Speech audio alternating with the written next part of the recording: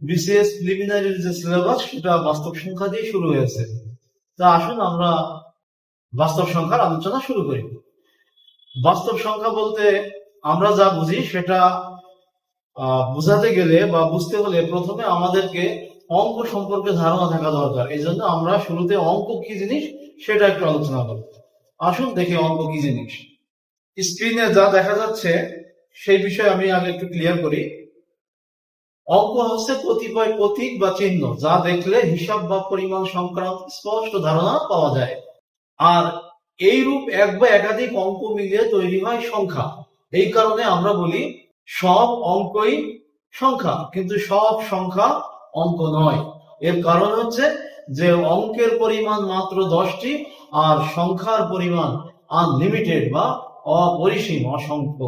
এদিকে একটু দেখেন, অঙ্ক বলতে আমরা কি বুঝি সেটা এখানে ক্লিয়ার করা আছে। অর্থাৎ অঙ্ক হচ্ছে কিছু প্রতীক, যে প্রতীকগুলো দেখলে পরে হিসাব বা পরিমাণ সংক্রান্ত ধারণা পাওয়া যায়।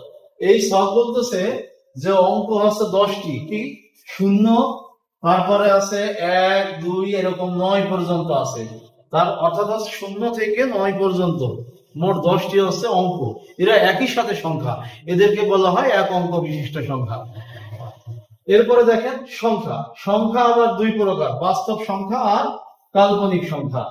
আর এই বাস্তব আর কাল্পনিক মিলে আরেকটি সংখ্যা তৈরি হয়, সেটা হচ্ছে জটিল সংখ্যা। যদিও বিসিএস এর সিলেবাস হচ্ছে বাস্তব সংখ্যার উপর, তাই আজকের আলোচনা বাস্তব সংখ্যার মধ্যে সীমাবদ্ধ থাকবে। তো আসুন বাস্তব সংখ্যার অন্তর্গত কি কি বিষয় আছে সেটা আমরা আগে একটু দেখে নিই, তারপরে আমরা আলোচনা শুরু করি। এখানে আপনারা বাস্তব সংখ্যার অন্তর্গত যে অনেক প্রকারের সংখ্যা আছে সেইগুলো দেখতে পাচ্ছেন। অর্থাৎ বাস্তব সংখ্যা একক কোনো সংখ্যা নাই, অনেকগুলো সংখ্যার সামষ্টিক নাম হচ্ছে বাস্তব সংখ্যা। এখন কেউ যদি প্রশ্ন করে বাস্তব সংখ্যা কাকে বলে, তাহলে আমরা দুইটা ডেফিনেশন দিব। প্রথম ডেফিনেশন যেটা সবাই দেয় আর কি, বিভিন্ন বই যদি আপনারা বলেন ওই বইতে এই ডেফিনেশনটাই আছে, সেটা হচ্ছে সকল মূলদ এবং অমূলদ সংখ্যাকে একত্রে বাস্তব সংখ্যা বলে। কিন্তু আমি এই সংখ্যায় সন্তুষ্ট হতে পারি না, এই জন্য আমি আরো একটি সংখ্যা দিয়ে থাকি। সেটি হচ্ছে যে সমস্ত সংখ্যার বর্গ করলে ফলাফল 0 থেকে বড় বা 0-এর সমান, সেই জাতীয় সংখ্যাকে বা সেই সংখ্যাকে আমরা বাস্তব সংখ্যা বলি।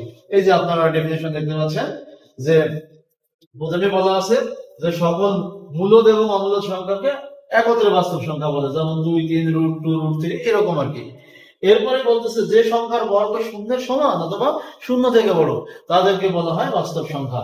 এখানে আরেকটা কথা বলা আছে, দেখেন এই যে আমরা সবটা দেখতে পাচ্ছি, এই যে বিভিন্ন বাস্তব সংখ্যার অন্তর্গত বিভিন্ন সংখ্যা, তো সেইগুলো কিছু কিছু গাঢ় কালারে আছে, ডিপ কালারে আছে। এই ডিপ কালার দেওয়ার অর্থ হচ্ছে যে ওইখান থেকে বিসিএস সহ বিভিন্ন চাকরি পরীক্ষায় বেশি প্রশ্ন আসছে।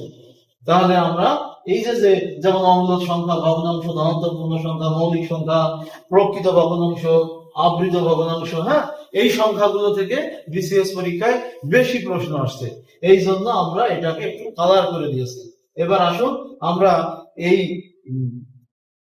গুরুত্ব অনুসারে বা পরীক্ষায় আসার বিষয়টা বিবেচনা করে প্রিভিয়াস যে রেকর্ড, সেখান থেকে আমরা এই সংখ্যাগুলোকে সাজিয়েছি।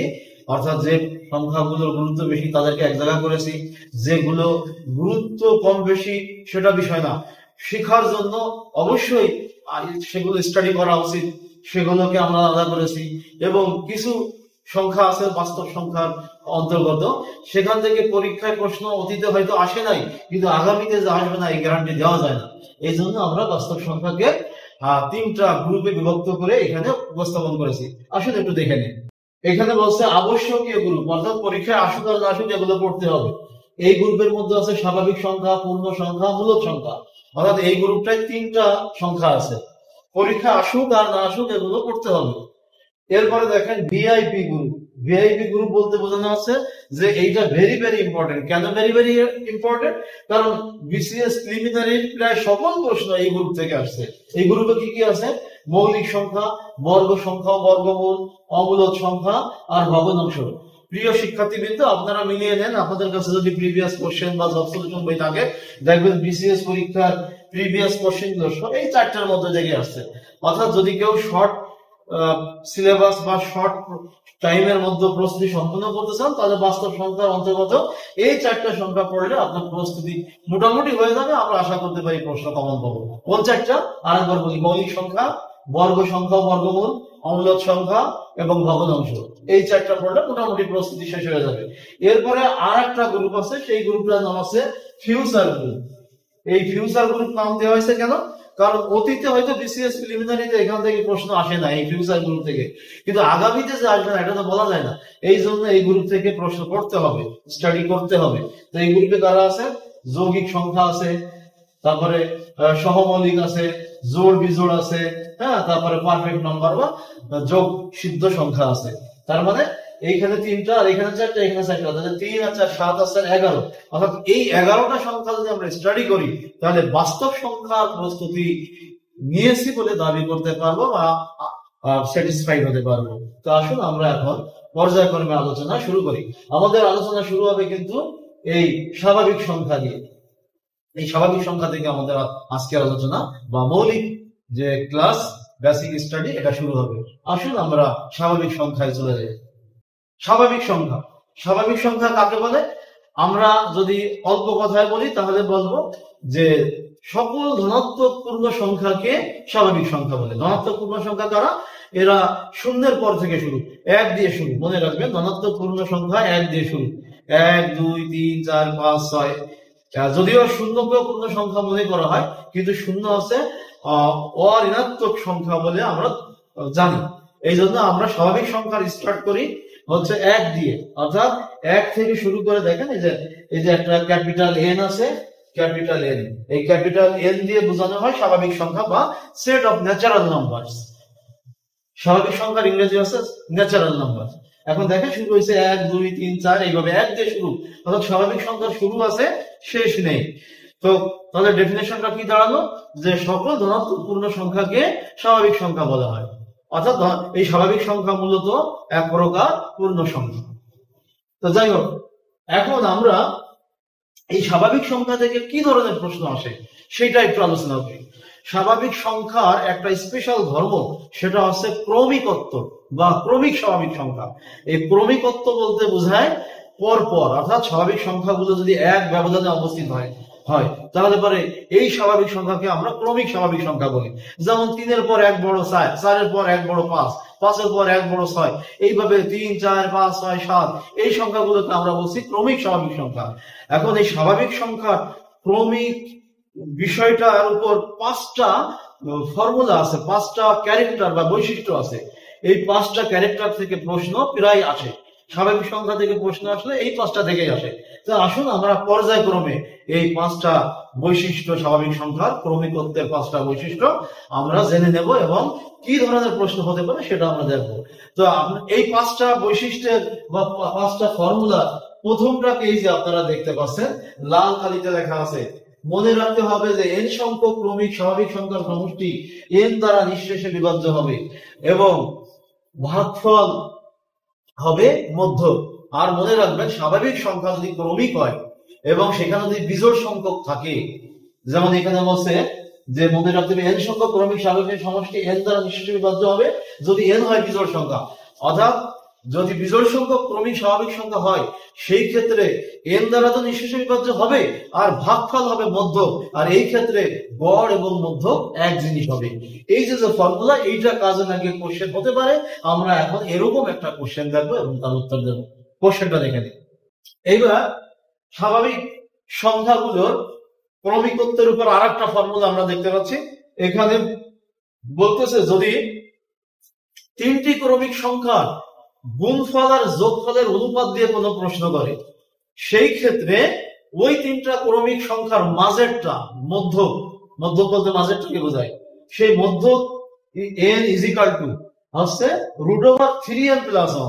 এমটা কি? এম হচ্ছে যে কত গুণ, ওই যে অনুপাত। যে এখানে বলতে যদি বলে যে 3টি ক্রমিক সংখ্যার গুণফল তাদের যোগফলের 8 গুণ, এই যে 8 বললে এম এর মান, এম বলতে ইংরেজি শব্দ মাল্টিপ্লায়ার থেকে নিয়ে আসছে, তাহলে এম এর মান হবে কত গুণ বলে সেটা। আসলে একটা কোশ্চেন নাকি, কোশ্চেন দেখলে বোঝা যাবে। দেখেন এই কোশ্চেনটার দিকে তাকান। এই কোশ্চেনটা বলতেছে যে 3টি ক্রমিক সংখ্যার গুণফল তাদের যোগফলের 8 গুণ। ক্ষুদ্রতম সংখ্যা কত? তাহলে 8 গুণ বলছে, তার মানে আমরা যদি এই ফর্মুলা দিয়ে উত্তর দেই তাহলে এখানে m এর মান হবে 8। তাহলে আমরা মধ্যক মানে মাঝেরটা বের করবো। মধ্যক অর্থাৎ মাঝেরটা ইজ ইকুয়াল টু √3m যোগ 1। আর এখানে m এর মান কত? m এর মান হবে যত গুণ উল্লেখ করে 8 গুণ উল্লেখ করছে, তার মানে m এর মান 8। তাহলে আমরা যদি এখন m এর মান 8 বসাই, 3 গুণ 8 যোগ 1, তাহলে 3 8 24 আর 25 √25, 25 এর বর্গমূল 5। তার মানে মধ্যক হচ্ছে 5। 4 5 6 হচ্ছে সেই তিনটা ক্রমিক সংখ্যা, ক্ষুদ্রতম হচ্ছে 4। তাহলে এই প্রশ্নের সঠিক উত্তর খ বা 4। তাহলে এবার আমরা পরবর্তী প্রশ্নে চলে যেতে পারি। একই কনসেপ্টের উপর আমরা আরেকটা কোশ্চেন দেখতে পাচ্ছি। এই কোশ্চেনটা অবশ্যই কারণ আছে, কারণ এটা হচ্ছে এই 34তম বিসিএস প্রিলিমিনারি কোশ্চেন। তো দেখুন প্রশ্নটা আমি একটু আপনাদের জন্য ছেড়ে দিচ্ছি, আপনারা আমি পড়া শুরু করার আগে আপনারা একটু উত্তরটা বের করেন কেমন হয়। হ্যাঁ, আচ্ছা। আর আমি যদি উত্তর দিই তাহলে তো ওই যে জানি মধ্যক, হ্যাঁ, মধ্যক ইজ ইকুয়াল টু ফর্মুলাটা লিখবো √3m যোগ 1। আর m এর মান কত? m এর মান আছে এখানে কত উল্লেখ করছে? 5 গুণ। তাহলে m এর মান হবে 5। তাহলে আমরা m এর মান যদি 5 বসাই, 3 গুণ 5 যোগ 1, তাহলে 3 5 15 আর 1 16, 16 বর্গমূল আছে 4। তাহলে এখানে প্রশ্ন করছে সংখ্যা তিনটির গড় কত? তো আমরা জানি ক্রমিক সংখ্যার পরিমাণ যদি বিজোড় হয় তাহলে যাহাই গড় তাহাই মধ্যক। যেহেতু মধ্যক 4, অতএব গড় 4, অর্থাৎ এই প্রশ্নের সঠিক উত্তর খ। এবারও তিনটি ক্রমিক সংখ্যার উপর একটা থিওরি বা একটা ফর্মুলা আমরা দেখতে পাচ্ছি। এখানে বলছে যে তিনটি ক্রমিক সংখ্যা গুণফল থেকে কেবলই বড় একটা পূর্ণ ঘন সংখ্যা থাকে, ওই ঘন সংখ্যার ঘনমূলই হচ্ছে ওই তিনটা ক্রমিক সংখ্যার মধ্যক বলতে মাঝেরটা, আর মধ্যক কি গড়। এখন আসুন আমরা দেখি যে এখানে কি কোশ্চেন করছে। প্রশ্নটার বক্তব্য হচ্ছে যে তিনটি ক্রমিক সংখ্যার গুণফল 120 হলে তাদের সমষ্টি কত? এই প্রশ্নের উত্তর দেওয়ার জন্য আমরা এখন এই যে থিওরি বা যে ফর্মুলা দেখতেছি ওইটা ব্যবহার করব। এখান থেকে আমরা জানতে পারছি যে যে কোনো তিনটি ক্রমিক সংখ্যার গুণফলের কেবলই বড় একটা ঘন সংখ্যা থাকে। তো এখানে গুণফল বলছে 120, 120 থেকে কেবলই বড় ঘন সংখ্যা যদি থাকে সেটা কত একটু খুঁজে বের করি। হ্যাঁ, আমরা জানি 120 এর পরে একটা ঘন সংখ্যা আছে, সেটা হচ্ছে 125। তাহলে এই 125 এর ঘনমূল এইটাই হচ্ছে মধ্য, এইটাই হচ্ছে মধ্য। তার মানে মধ্য ঘনমূল হলে পরে আমরা রুটের মধ্যে 3 দেবো বা 3 দেবো। তাহলে মধ্যক ইজ ইকুয়াল টু 5। এই 5 আছে ওই তিনটা ক্রমিক সংখ্যার মাঝেরটা। তাহলে এখানে চাচ্ছে তাদের সমষ্টি। তাহলে আমরা তিনটা ক্রমিক সংখ্যা যদি 5 হয় মাঝেরটা, তাহলে আগে আছে 4 আর পরেরটা আছে 6। এই 4 5 6 নির্ণয় করে ফেললাম। এবার এদের যোগফল চাচ্ছে, যোগফল বের করি। তো আমরা যদি যোগ করি 4 যোগ 5 যোগ 6 ইজ ইকুয়াল টু 15। তার মানে এই প্রশ্নের সঠিক উত্তর 15, যা গতে আছে। অতএব আমরা গ বৃত্ত ভরাট করে দেব। পরবর্তী প্রশ্ন। এইবার আমরা ক্রমিক স্বাভাবিক সংখ্যার বৈশিষ্ট্যের যে ফর্মুলা দেখতে পাচ্ছি, সেই ফর্মুলাটার বক্তব্য হচ্ছে যে 4টা ক্রমিক সংখ্যার গুণফলের সাথে 1 যোগ করলে যোগফল পূর্ণবর্গ হয়। আর এই থিওরির সাহায্যে আমরা কিছু গাণিতিক সমস্যার সমাধান দিতে পারি। যেমন যদি কোশ্চেন আসে যে নিচের কোন সংখ্যাটি 4টি ক্রমিক সংখ্যার গুণফল, তাহলে আমরা কিন্তু দেখব যে ওই ক খ গ ঘ 4টা অপশনের মধ্যে কোন সংখ্যাটা একটা পূর্ণবর্গ সংখ্যা থেকে কেবলই 1 কম বা 1 ছোট। এইভাবে আমরা এই থিওরির সাহায্যে উত্তর দিতে পারি। তো এইখানে আমরা একটা কোশ্চেন দেখতে পাচ্ছি, প্রশ্ন 5, যে 4টি ক্রমিক সংখ্যার গুণফল 360, সংখ্যা 4টির সমষ্টি কত? তাহলে আমরা এই থিওরি প্রয়োগ করে এখন এই সংখ্যা 4টা বের করে ফেলবো। কিভাবে একটু লক্ষ্য করেন। 360 কে আমরা লিখতে পারি 361 বিয়োগ 1। 361 বিয়োগ 1 কেন 1 বিয়োগ দিলাম? কারণ 360 কে 1 বাড়াই যাচ্ছে, তাই 1 কমিয়ে দিলাম। এবার আমরা জানি যে ওই 1 বৃদ্ধি করলে ওটা পূর্ণবর্গ সংখ্যা হয়, তাহলে ওই পূর্ণবর্গ সংখ্যা 361 এর বর্গমূল কত এটা কিন্তু এখন আমাদের লিখতে হবে। আর যদি বর্গমূল না বুঝতে পারেন, বর্গমূল বিষয়ে আমার একটা লেকচার আছে ইউটিউবে, এটা আপনারা দেখে নেবেন, অথবা পরবর্তীতে আমি এর উপর যদি আপনারা অনুরোধ করেন আমি আবার নতুন করে আরেকটা লেকচার আপলোড করবো। তো আসুন, এটা বর্গমূল আছে 19, তাহলে 19 স্কয়ার মাইনাস 1 কে লিখবো স্কয়ার, 1 স্কয়ার। তাহলে এখন কিন্তু আমরা a square minus b square formula পাচ্ছি। a স্কয়ার মাইনাস b স্কয়ারের ফর্মুলা অনুসারে লিখলি a plus b into a minus b, অর্থাৎ 19 যোগ 1 আর 19 বিয়োগ 1। তাহলে এটাকে আমরা লিখতে পারি 20 গুণ 18। 20 গুণ 18। মনে রাখবেন এই যে আমরা ফর্মুলা প্রয়োগ করলাম যে a square minus b square সমান a plus b into a minus b, a plus b এর মধ্যে থাকবে ওই 4টা ক্রমিক সংখ্যার মাঝের দুইটা ক্রমিক সংখ্যা থাকবে এই a প্লাস b। তার মানে 19 যোগ 1 ইকুয়াল টু 20, এই 20 আছে ওই 4টা ক্রমিক সংখ্যার মাঝের দুইটা। তো আমরা জানি 20 হচ্ছে 4 আর 5 দুইটা ক্রমিক সংখ্যার গুণফল, তাহলে 4 আর 5 যদি হয় মাঝের ক্রমিক সংখ্যা 4টার মধ্যে দুইটা, তাহলে বাকি দুইটা অবশ্যই 4 থেকে ছোট 3 আর 5 থেকে বড় 6। তার মানে 18 কে লিখতে পারি 3 গুণ 6, 3 6 18। তাহলে আমরা কিন্তু এই যে পেয়ে গেছি 4টা ক্রমিক সংখ্যা। তাহলে এখন সমষ্টি চেয়েছে, তাহলে আমরা বলতে পারি সমষ্টি সমান 4 যোগ 5 যোগ 6 আর 3 ছিল, 3 ছিল, তাহলে যোগ করলে হয় 4 5 9, 9 15 3 18। 18 কি আছে? হ্যাঁ আছে, আমরা ক অপশনে 18 কে দেখতে পাচ্ছি। অতএব এই প্রশ্নের সঠিক উত্তর ক। 5টা ফর্মুলার কথা বলেছিলাম যে স্বাভাবিক সংখ্যার ক্রমিকত্বের উপর 5টা ফর্মুলা আছে, এই 5টা ফর্মুলা থেকে মাঝে মধ্যে প্রশ্ন দেখা যায়। তো আমরা অলরেডি 4টা, তো এখানে কি বলছে যে 4টি 6টি 8টি অর্থাৎ জোড় সংখ্যক। এইরূপ যদি ক্রমিক সংখ্যার প্রথম অর্ধেকের যোগফল দিয়ে শেষ অর্ধেকটা জানতে চাই, অথবা শেষ অর্ধেকের যোগফল দিয়ে প্রথম অর্ধেকের যোগফল জানতে চাই, তাহলে আমরা একটা ফর্মুলার সাহায্যে সেটা নির্ণয় করতে পারি। ফর্মুলাটা কি? অর্থাৎ প্রথম অর্ধেকের যোগফল যদি হয় a আর শেষ অর্ধেকের যোগফল যদি হয় b, আর প্রত্যেক অর্ধেকে সংখ্যার পরিমাণ যদি হয় n, তাহলে ফর্মুলা হচ্ছে b = a + n স্কয়ার। এখন একটা অঙ্ক করব, এই অঙ্কটা করলে আপনারা এই ফর্মুলাটা স্পষ্টভাবে বুঝতে পারবেন। আসুন আমরা অঙ্কটা দেখি। 6 নম্বর প্রশ্ন, এখানে বলছে যে 6টি ক্রমিক সংখ্যার শেষ তিনটির সমষ্টি 75, প্রথম তিনটির সমষ্টি কত? তাহলে দেখেন এই ফর্মুলার সাথে মিলে যাচ্ছে, অর্থাৎ 6টি 4টি 8টি এরকম জোড় সংখ্যক বলবো, প্রথম অর্ধেকের যোগফল দিয়ে পরের অর্ধেকের যোগফল জানতে চাইবে, অথবা পরের বা শেষ অর্ধেকের যোগফল দিয়ে প্রথম অর্ধেকের যোগফল জানতে চাইবে। তাই এখানে আমরা দেখতে পাচ্ছি শেষ অর্ধেকের সমষ্টি 75 দিয়ে প্রথম তিনটি মানে প্রথম অর্ধেকের সমষ্টি জানতে যাচ্ছে।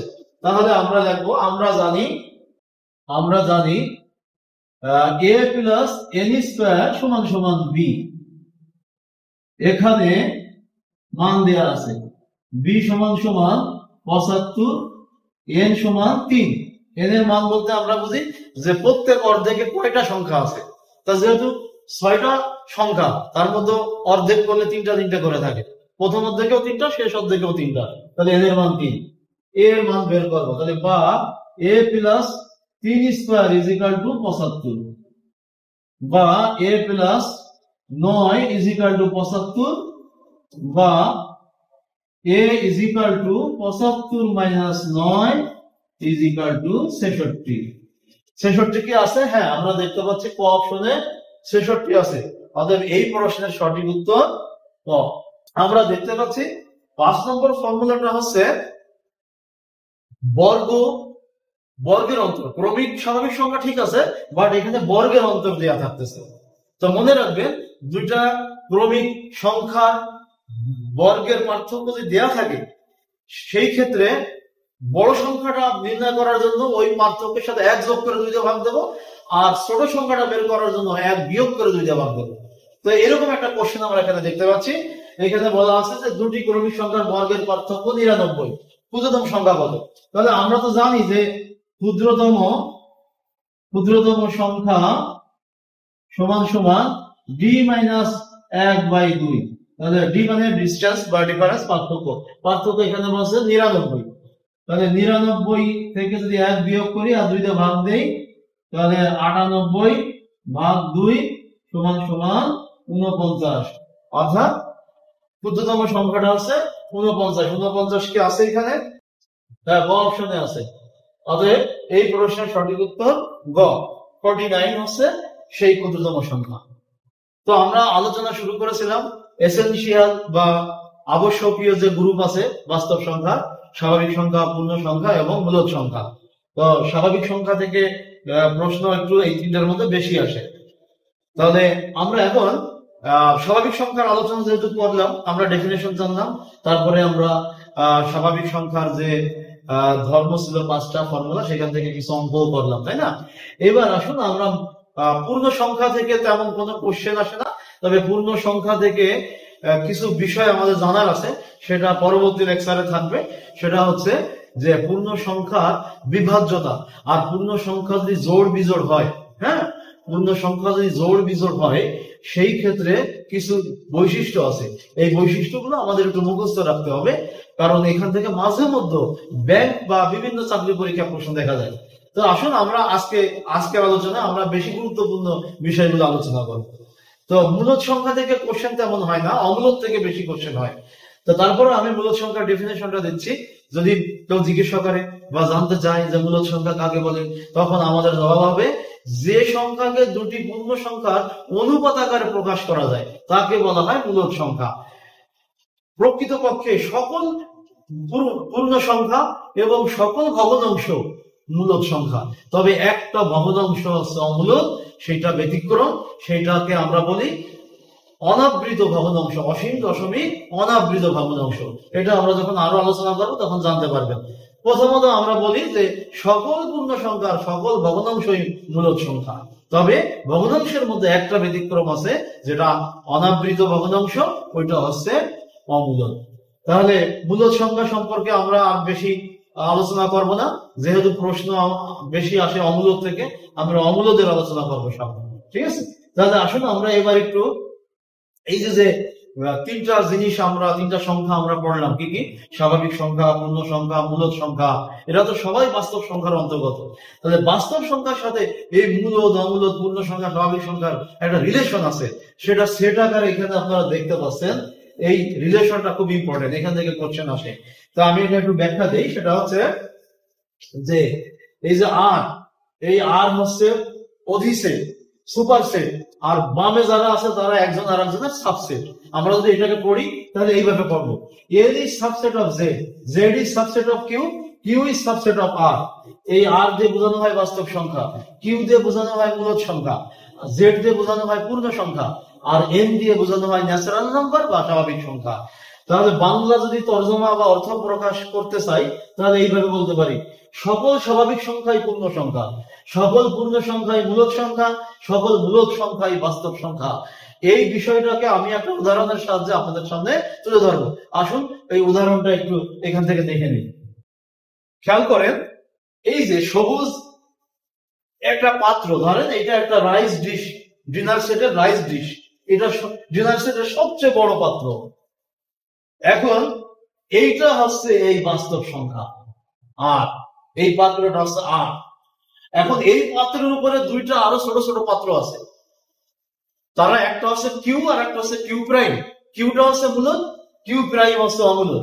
তাহলে তাদের অবস্থানটা একটু দেখে নিই। এই দেখেন, একটা হচ্ছে গাঢ় লাল, এইটাকে আমরা বলছি কিউ, আর এইটাকে আমরা বলছি কিউ প্রাইম। অর্থাৎ এইটা হলো মূলদ আর এইটা হচ্ছে অমূলদ। তাহলে আপনারা লক্ষ্য করলেন বাস্তব সংখ্যা একটা বিশাল আধার, ধারক বা পাত্র, সেই পাত্রের উপরে দুইটা ছোট পাত্র আছে, একটা কিউ একটা কিউ প্রাইম। কিউ বলতে মূলদ আর কিউ প্রাইম বলতে অমূলদ। তার মানে আমরা ডেফিনেশনে কিন্তু স্বীকার করছি যে সকল মূলদ আর অমূলদ সংখ্যাকে একত্রে বাস্তব সংখ্যা বলে। এখন এই মূলদ সংখ্যার এই অমূলদের কোনো শ্রেণী বিভাগ নাই, কিন্তু অমূলদ সংখ্যার পরিমাণ কিন্তু আনলিমিটেড। আর এই যে মূলদ সংখ্যা দেখতেছেন, এর কিন্তু আবার শ্রেণী বিভাগ আছে। অর্থাৎ এই যে লাল পাত্রটা দেখতেছেন, গাঢ় লাল পাত্র, এই পাত্রের উপর আরো কিছু পাত্র আছে, সেটা আমরা একটু দেখি। খেয়াল করেন, গাঢ় লাল পাত্রের ছিল কিউ, অর্থাৎ মূলক, তার উপর 18টা পাত্র আছে। এই নীল পাত্রটা হচ্ছে পূর্ণ সংখ্যা জেড, এটা হচ্ছে জেড বা পূর্ণ সংখ্যা সেট, পূর্ণ সংখ্যা। খেয়াল করবেন, এই নীল রঙের যে পাত্র সেটা হলো পূর্ণ সংখ্যা। এই নীলের উপর আর একটা ছোট পাত্র আছে, যেমন ডিনার সেট একটার উপর আর একটা এরকম সাজানো থাকে, ছোটগুলো উপরে থাকে আর বড় যে সে নিচে থাকে। তাহলে এইখানে জেড কে দেখতে পাচ্ছেন পূর্ণ সংখ্যা। এর উপরে আর একটা পাত্র আছে, সেটা ধূসর বাদামি বা হলুদ দেখা যাচ্ছে, এইটা হচ্ছে স্বাভাবিক সংখ্যা। এই যে হলুদ দেখতেছেন, এইটাকে আমরা বলি, এইটা হচ্ছে এন দিয়ে প্রকাশ করছি, এটা হলো স্বাভাবিক সংখ্যা। তার মানে আমি যে উদাহরণটা এখন দিলাম, এইটা এখানে আমি একটা পাত্র, সবুজ বিশাল বড় পাত্র উপস্থাপন করেছি, এইটা হলো বাস্তব সংখ্যা। সেই বাস্তব সংখ্যার উপরে সকল সংখ্যা অবস্থান করতেছে। তার মানে আমরা এতক্ষণ যত সংখ্যাগুলো দেখালাম সবই হচ্ছে বাস্তব সংখ্যার অন্তর্গত। আর বিসিএস প্রিলিমিনারি সিলেবাস বাস্তব সংখ্যা, যদিও কাল্পনিক সংখ্যা থেকে কোশ্চেন ইদানিং মাঝে মধ্যে আসে, এই বিষয়ে আমরা আলোচনা করব, সামনে আমরা লেকচার দেখতে পাবো। তো আসুন আমরা বাস্তব সংখ্যা, এবার যে ভেরি ভেরি ইম্পর্টেন্ট একটা গ্রুপ ছিল, যেখানে 4টা সংখ্যা ছিল, মৌলিক সংখ্যা, অমূলক সংখ্যা, ভগ্নাংশ, বর্গমূল ও বর্গ সংখ্যা, যেখান থেকে বিসিএস এর অতীতের সকল কোশ্চেন এসেছে, ওই বিষয়ে আমরা এখন ধারাবাহিক আলোচনা শুরু করব। আমাদের এবারকার আলোচ্য বিষয় মৌলিক সংখ্যা। প্রথমে ডেফিনেশন দিতে চাই। মৌলিক সংখ্যা হচ্ছে সেই স্বাভাবিক সংখ্যা যারা 1 থেকে বড় এবং যাদের গুণনীয়ক বা উৎপাদক সংখ্যা মাত্র 2টা। কোন 2টা? প্রথমটা হচ্ছে 1, মনে রাখবেন, 1 হচ্ছে সব সংখ্যা কমন উৎপাদক বা কমন ভাজক, আর পরেরটা হচ্ছে সে নিজে। অর্থাৎ মৌলিক সংখ্যার মাত্র 2টা উৎপাদক থাকে। কোন 2টা? 1 এবং সে নিজে। তাহলে আমরা সংক্ষেপে বলতে পারি যে মৌলিক সংখ্যা হওয়ার জন্য একটা সংখ্যাকে 3টা যোগ্যতা থাকতে হয়, 3টা শর্ত পূরণ করতে হয়। প্রথম শর্ত, তাকে স্বাভাবিক সংখ্যা হতে হবে। দ্বিতীয় শর্ত, তাকে 1 থেকে বড় হতে হবে। 1 কিন্তু মৌলিকও না, যৌগিকও না, এটা মাথায় রাখতে হবে। তৃতীয় শর্ত, তার মাত্র 2টা উৎপাদক থাকতে পারবে, বেশিও না কম না। এই কথাগুলো এখানে লেখা আছে। আমার এই মুহূর্তে মনে পড়ে যাচ্ছে, নীলক্ষেত শাখায় ক্লাস নিচ্ছিলাম, ঢাকা কলেজের 23 জন ম্যাথমেটিক্স এর স্টুডেন্ট ওই সন্ধ্যা 5-5:30টার ব্যাচে ক্লাস করতো। ওরা আমাকে কোশ্চেন করে ফেললো যে স্যার -3 মৌলিক না যৌগিক। আমি তাদেরকে পাল্টা কোশ্চেন করলাম, তারা কি স্বাভাবিক সংখ্যা? -3 কি স্বাভাবিক সংখ্যা? -3 কি 1 থেকে বড়? তারা জবাব দিল না স্যার। তাহলে এইটা মৌলিক হওয়ার কোনো যোগ্যতাই নেই। আশা করি আপনারা বুঝতে পারছেন। আমি যে ডেফিনেশনটা দিলাম এটা স্মার্ট ডেফিনেশন। এই ডেফিনেশনের সাহায্যে মৌলিক সংখ্যার মৌলিকত্ব যাচাই করা যায়। কিন্তু আপনারা বা আমরা ছোটবেলায় যে ডেফিনেশনটা শিখেছি মৌলিক সংখ্যা, যে সংখ্যা 1 এবং ওই সংখ্যা ব্যতীত অন্য কোন সংখ্যা দ্বারা নিঃশেষ বিভাজ্য হয় না, ওই সংখ্যাকে মৌলিক সংখ্যা বলে। এই ডেফিনেশন দিয়ে কিন্তু এই জাতীয় ক্রিটিক্যাল কোশ্চেনের ব্যাখ্যা দেওয়া যায় না। আশা করি আপনারা এই ডেফিনেশনটার গুরুত্ব বুঝতে পেরেছেন। এখন আমরা কিছু মুখস্থ বিদ্যা অর্জন করবো, তারপরে আমরা কিছু কোশ্চেনের উত্তর দেব। তো আসুন মুখস্থ বিদ্যা বলতে বোঝায় যে বিষয়গুলো সবার কমন বিষয় জানা উচিত, যেটা সবার জানা উচিত। যেমন দেখেন, 1 থেকে 100 পর্যন্ত 25টা মৌলিক সংখ্যা আছে। এখান থেকে অনেক কোশ্চেন হয়েছে ওদিকে, এইগুলো আমাদের সবার জানা উচিত। তবে আমি দৃষ্টি আকর্ষণ করবো এই 2 এর দিকে। লক্ষ্য করেন, এখানে 2 নামের একটা সংখ্যা আছে, যেটা একমাত্র মৌলিক সংখ্যা যে জোড় এবং সর্বকনিষ্ঠ মৌলিক সংখ্যা। 2 এর থেকে ছোট কোনো মৌলিক সংখ্যা নেই, আবার 2 ব্যতীত আর কোনো জোড় সংখ্যা নাই যে মৌলিক। তাহলে 2 এর ব্যাপারটা আপনারা মনে রাখবেন। আর 25টা মৌলিক সংখ্যা আছে, দেখেন এখানে লেখা আছে 1 থেকে 100 পর্যন্ত। কোন রেঞ্জের মতো কতটি এটা মুখস্থ থাকতে হবে। সব বইতে আছে, সবার কাছে আছে, আমি জানি। তারপরে এখানে আমি আলোচনায় নিয়ে আসলাম। আর 100 থেকে 200 এর মধ্যে মৌলিক সংখ্যা আছে 21টি। কোন রেঞ্জে কতটি এটা একটু মাথায় রাখার চেষ্টা করবেন। তবে এই পর্যন্ত অবশ্যই, অর্থাৎ 100 পর্যন্ত অবশ্যই জানতে হবে। আর 200 বা তার বেশি এটা আপনার ক্ষমতার উপর নির্ভর করবে। যদি আপনি পারেন অবশ্যই এটা মঙ্গলজনক হবে। আসুন আমরা এখন কিছু নমুনা কোশ্চেন দেখি। যেহেতু আমরা একটা শখ বা মুখস্থ বিদ্যা অর্জন করেছি, সেহেতু আমরা এখন কিছু কোশ্চেনের উত্তর দিতে পারবো। যেমন এখানে বলছে যে 1 থেকে 100 পর্যন্ত যত মৌলিক সংখ্যা আছে তাদের মধ্যে বৃহত্তম এবং ক্ষুদ্রতম মৌলিক সংখ্যার ব্যবধান কত। ব্যবধান বানানো একটু ভুল দেখা যাচ্ছে, তো যাই হোক গণিতে ইমোশনাল হওয়া যাবে না, বানানটা আপনারা একটু কারেকশন ক্ষমাসুন্দর দৃষ্টিতে দেখে। হ্যাঁ, আচ্ছা, তো 1 থেকে 100 পর্যন্ত মৌলিক সংখ্যা যা যে যতগুলো আছে তার মধ্যে বৃহত্তম এবং ক্ষুদ্রতম এর ব্যবধান কত, এটা হচ্ছে এখানে জানতে যাচ্ছে। তো আমরা জানি বৃহত্তম হচ্ছে 97। কিছুক্ষণ আগে আমরা ওই যে সব দেখলাম, প্রয়োজনে সবটা আবার দেখে নেওয়া যায়। আর ছোটটা হচ্ছে 2, তা বিয়োগ করলে পরে আমরা পার্থক্য পাবো 95। তো আমরা দেখতে পাচ্ছি 95 আছে হতে, অতএব এই প্রশ্নের সঠিক উত্তর খ। পরবর্তী প্রশ্ন, এখানে আরেকটা কোশ্চেন করছে যে 22 থেকে 55 পর্যন্ত কতটি মৌলিক সংখ্যা আছে। মনে রাখবেন থেকে এবং পর্যন্ত ভাষাটা যদি এমন হয় তাহলে স্টার্টিং বিবেচনায় আনতে হবে, এন্ডিং অর্থাৎ শেষটাও বিবেচনায় নিতে হবে। কিন্তু আমরা দেখতে পাচ্ছি স্টার্টিং এবং এন্ডিং এরা কেউ মৌলিক না, অতএব এই থেকে পর্যন্ত এখানে স্পেশাল কোনো গুরুত্ব বহন করতেছে না। তো আসুন এবার আমরা দেখি 22 থেকে 55। তো 22 থেকে 55 তো আমাদের একটা, আমরা দেখতে পাচ্ছি 8টা মৌলিক সংখ্যা আছে। তো এইখানে আমাদের একটা শখ আছে। কি শখ?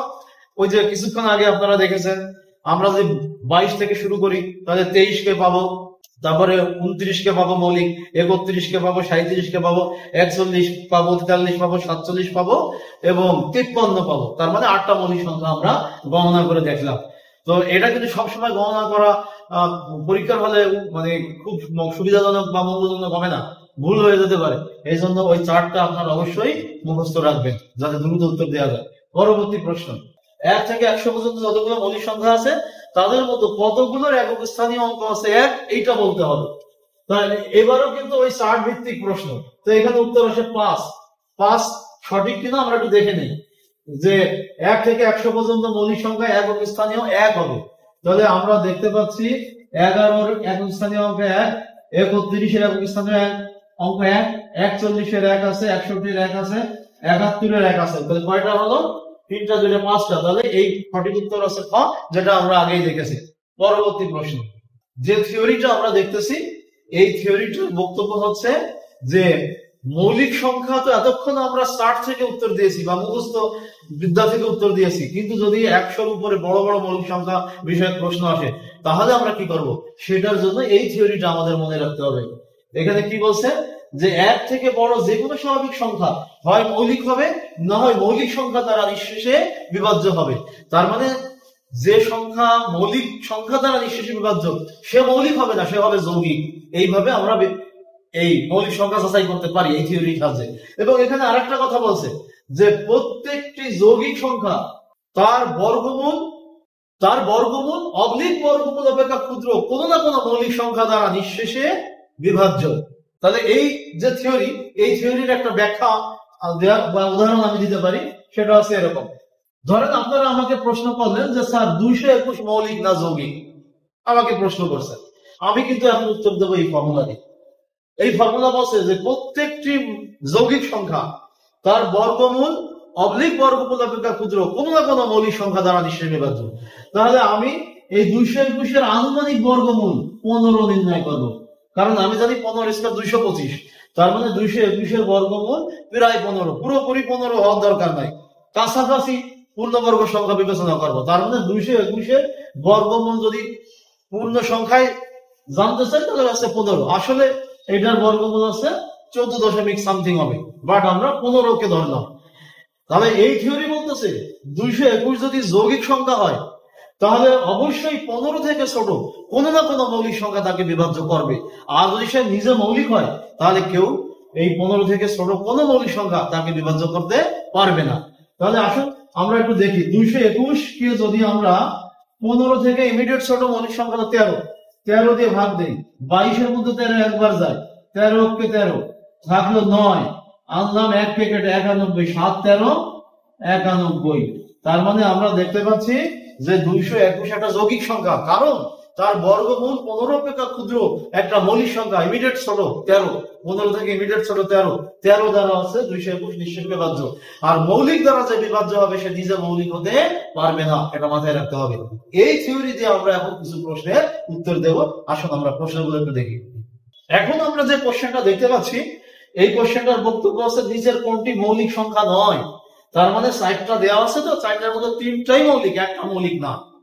তো আমরা স্পষ্ট দেখতে পাচ্ছি যে ভ অপশনে আছে 441, 441 আছে পূর্ণবর্গ সংখ্যা, তার বর্গমূল আছে 21, তার মানে সে 21 দ্বারা বিভাজ্য। আবার যদি আমরা বিভাজ্যতার সূত্র প্রয়োগ করি তাহলে দেখতে পাচ্ছি 441 4 যোগ 4 যোগ 1 অর্থাৎ 9।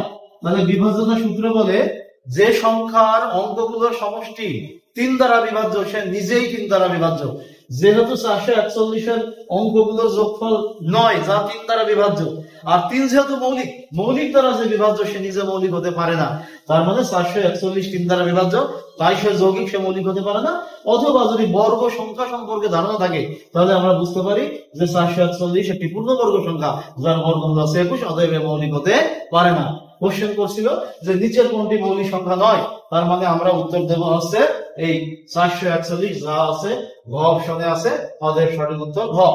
পরবর্তী প্রশ্ন, এখানে কোশ্চেন করা হচ্ছে যে দুটি মৌলিক সংখ্যার সমষ্টি 999 হলে বৃহত্তম মৌলিক সংখ্যাটি কত। এখন এই প্রশ্নের উত্তর দেওয়া কিন্তু অনেক কঠিন। আমি ক্লাসে ছাত্রদেরকে জিজ্ঞাসা করছি, কেউ উত্তর দিতে পারে না। কেন পারে না?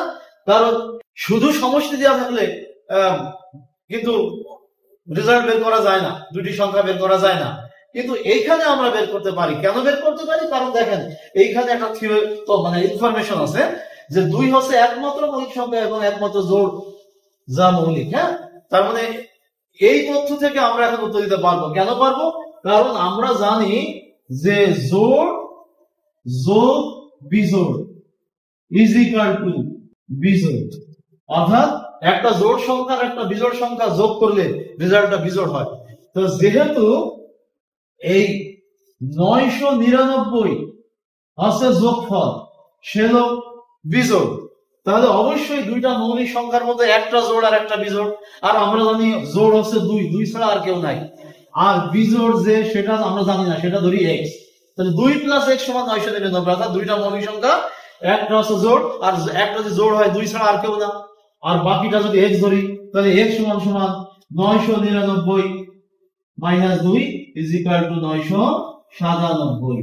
এইটা এমন একটা কোশ্চেন, ক্লাসে যত জায়গায় করছি উত্তর কেউ দিতে পারে না, কিন্তু উত্তর দেওয়া খুবই সহজ যদি দুইটা জ্ঞান থাকে। এক হচ্ছে যে 2 হচ্ছে একমাত্র ক্ষুদ্রতম মৌলিক যা জোড়, আর দ্বিতীয় ইনফরমেশনটা হচ্ছে যে একটা জোড় আর একটা বিজোড় যোগ করলে রেজাল্ট বিজোড় হয়।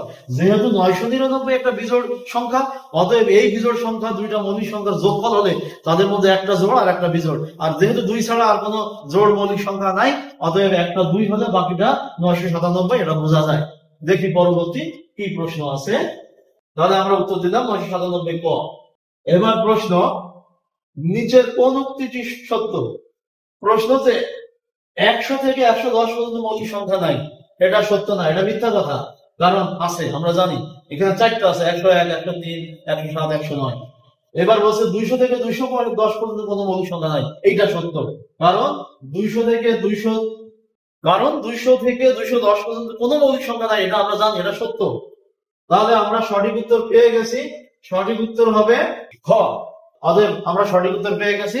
বাসায় বিশ্লেষণ করবো এবং এই সত্যতা যাচাই করবো। পরবর্তী প্রশ্ন, এবার মৌলিক দ্বিজোড় সম্পর্কে একটা কোশ্চেন আমরা দেখতে পাচ্ছি। মনে রাখবেন মৌলিক দ্বিজোড় হচ্ছে, এটাকে অবশ্য কেউ কেউ দ্বিজোড়ও বলে, ইংরেজিতে বলে টুইন প্রাইম। ঠিক আছে, তো জোড় হোক আর জোড় হোক জিনিস কিন্তু এক, অর্থাৎ দুটি মৌলিক সংখ্যা ব্যবধান 2, দুটি মৌলিক সংখ্যা ব্যবধান 2। তাহলে আমরা এটাকে বলি মৌলিক দ্বিজোড় বা দ্বিজোড়, ইংরেজিতে বলে টুইন প্রাইম। তো এখন আমরা দেখতে পাচ্ছি 3 আর 5 এটা মৌলিক দ্বিজোড়, 5 7 এটা মৌলিক দ্বিজোড়, আবার 13 11 এটাও মৌলিক দ্বিজোড়। কিন্তু 7 আর 9 এটা মৌলিক দ্বিজোড় নয়। কেন? কারণ 9 তো নিজে মৌলিক না, অতএব এই প্রশ্নের সঠিক উত্তর হচ্ছে গ, অর্থাৎ 7 এবং 9 এটা মৌলিক দ্বিজোড়ের কোন উদাহরণ হতে পারে না। পরবর্তী প্রশ্ন, এবার ত্রিজোড় সম্পর্কে একটি কোশ্চেন আসছে যে নিচের কোনটি মৌলিক ত্রিজোড়। তো আমরা দেখতে পাচ্ছি মৌলিক ত্রিজোড় কিন্তু বাস্তব সংখ্যা বা স্বাভাবিক সংখ্যার জগতে একটা উদাহরণই আছে, সেটা আছে 3, 5, 7। এটা মুখস্থ রাখবেন, এখানে সময় নষ্ট করার কোনো প্রয়োজন নেই। 3, 5, 7 আমরা ঘ অপশনে দেখতে পাচ্ছি। অতএব এই প্রশ্নের সঠিক উত্তর ঘ। পরবর্তী প্রশ্ন, এবার সহমৌলিক সম্পর্কে একটা কোশ্চেন আসছে। সহমৌলিক বলতে আমরা কি বুঝি, এই জিনিসটা বুঝলে এই প্রশ্নের উত্তর দেওয়া যাবে। যখন দুইটি সংখ্যা বা তার বেশি হতে পারে, তা আমি দুইটি সংখ্যার জন্য ডেফিনেশনটা দিতে চাই। দুটি সংখ্যার যদি এক ব্যতীত কোনো সাধারণ উৎপাদক না থাকে, তাহলে ওই সংখ্যা দুটাকে পরস্পরের সহমৌলিক বলে থাকি এবং এদের গসাগু এক হয়। দুটি সংখ্যা তারা পরস্পর সহমৌলিক কিনা এটা যাচাই করার জন্য আমরা গসাগু করতে পারি। গসাগু যদি এক পাই তাহলে আমরা বলবো হ্যাঁ এরা পরস্পর সহমৌলিক। এখন এখানে কোশ্চেন করছে যে নিচের কোন সংখ্যা যুগল পরস্পর সহমৌলিক।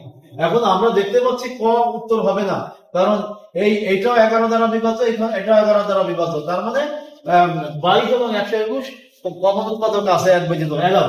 এইখানে আছে দেখতে পাচ্ছি 7, 7 9 63, 7 17 119। এইখানে দেখতে পাচ্ছি 17 দ্বারা বিভাজ্য, 17 দ্বিগুণ 34, 3 17 51। তার মানে বোঝা যাচ্ছে যে এই 8 আর 15 এরা হচ্ছে পরস্পর সহমৌলিক, কারণ এখানে এক ব্যতীত কোন সাধারণ উৎপাদক নেই। তার মানে এই 15 আর 8 পরস্পর সহমৌলিক। এখন যদি আমরা বুঝতে চাই তাহলে গসাগু করতে পারি। 15 কে যদি 8 দিয়ে ভাগ দেই একবার যায় 8, 15 থেকে 8 বিয়োগ করে থাকে 7। এবার 8 কেটে আনলাম, একবার গেল 7, থাকলো 1। এবার 7 বার 7, খেয়াল করেন গসাগু কিন্তু 1, এটা হলো গসাগু। তার মানে আমরা ডেফিনেশনে কিন্তু বলেছিলাম যে যে সমস্ত সংখ্যা বা দুটি সংখ্যা যদি হয় যাদের এক ব্যতীত কোনো সাধারণ উৎপাদক নেই তাদেরকে আমরা সহমৌলিক সংখ্যা বলি এবং এদের গসাগু 1 হয়। এই যার প্রমাণ আমরা এখন দেখলাম। অতএব এই প্রশ্নের সঠিক উত্তর ছিল গ। প্রিয় চাকরি প্রার্থী ভাই বোনেরা, আজকের বেসিক যে আলোচনা আমরা শুরু করেছি বাস্তব সংখ্যার উপরে, এই বাস্তব সংখ্যার উপরে আরো 2টা লেকচার হবে। আমরা গুরুত্বপূর্ণ সব আলোচনাই করব। যেদিন যে লেকচারটা আপলোড হবে আপনারা গুরুত্ব দিয়ে একটু দেন মানে ওই দিনই এইটা স্টাডি করে প্রিপেয়ার্ড হবেন।